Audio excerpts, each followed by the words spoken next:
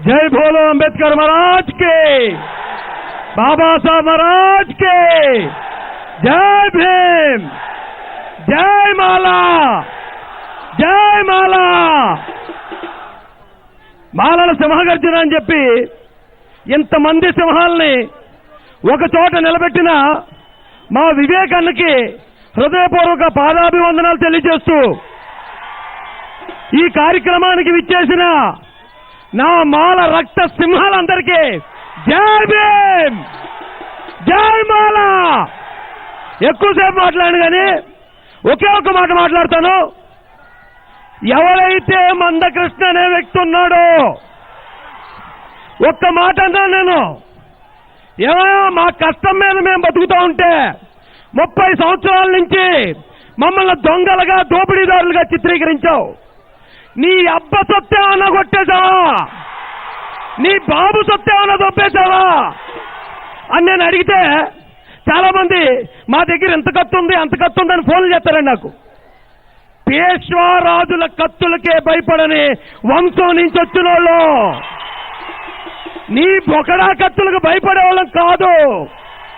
ఈవేళ ఇంత వర్షంలో ఈ సింహాలు ఇలా గర్జిస్తూ ఉంటే ఆ పిల్లి ఇంట్లో దూరి బాత్రూంలో చేరి గజ గజ గజ గజ గజ గజ గజ ఆ వణికించడానికి కారణమైన వివేకానికి ఎన్నిసార్లు ధన్యవాదాలు చెప్పినా కూడా తక్కువండి. ఈ మాలలో మాల కన్నెమనడి దగ్గర నుంచి మొన్న జరిగిన మార సైన్య యుద్ధం వరకు ఈ రోజుకి భారత సైన్యంలో మార అరేంజ్మెంట్ పేరుతో మాలలు ఈ దేశాన్ని కాపాడుతున్నారు. మేము దొంగలం కాదు, మేము ఈ దేశాన్ని కాపాడుతున్న వాళ్ళం, అంబేద్కర్ గారి వారసులం.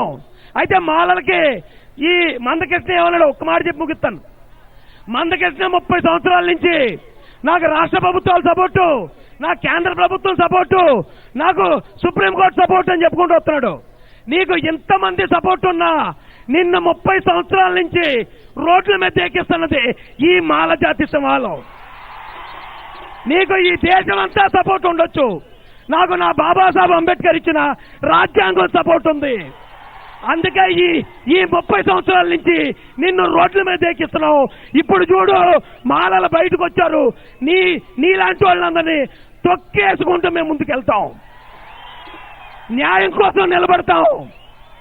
ఇలాంటి అవకాశాన్ని ఇంత గొప్ప ఏర్పాటు చేసిన ఇక్కడున్న పెద్దలందరికీ కూడా పాదాభివందనాలు తెలియజేస్తూ అవకాశం ఇచ్చిన మీ అందరికీ, ఇంత వర్షంలో నిలబడిన మీ అందరికీ కూడా పాదాభివందనాలు తెలియజేస్తూ నేను ముగిస్తున్నాను. జై భీమ్, బోలో అంబేద్కర్ మహారాజ్ కి, బాబా సాహెబ్ మహారాజ్ కి, జై మాలా, జై మాలా.